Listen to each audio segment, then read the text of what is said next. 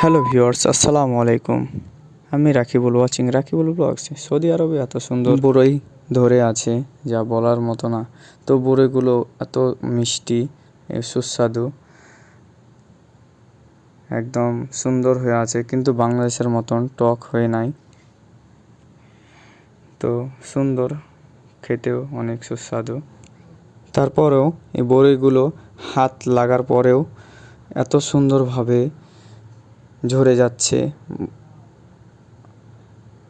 অনেক সূক্ষ্ম, ধরা মাত্রই ঝরে যাচ্ছে বরইগুলো। এত পাকা পেকে গেছে, খাওয়ারও তেমন কেউ নাই, ধরা মাত্রই সব ঝরে পড়ে যাচ্ছে। দেখতে পাচ্ছেন কি সুন্দরভাবে পেকে আছে। তো আশা করি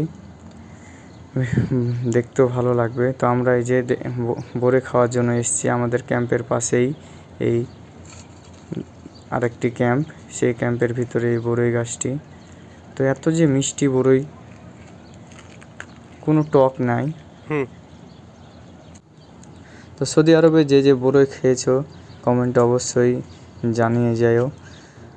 তো আশা করি আমার ভিডিওটি ভালো লাগবে। তো নেক্সট কোনো ভিডিওতে আপনাদের সাথে দেখা হবে। আলহামদুলিল্লাহ, ভালো থাকবেন, সুস্থ থাকবেন। আল্লাহ হাফেজ।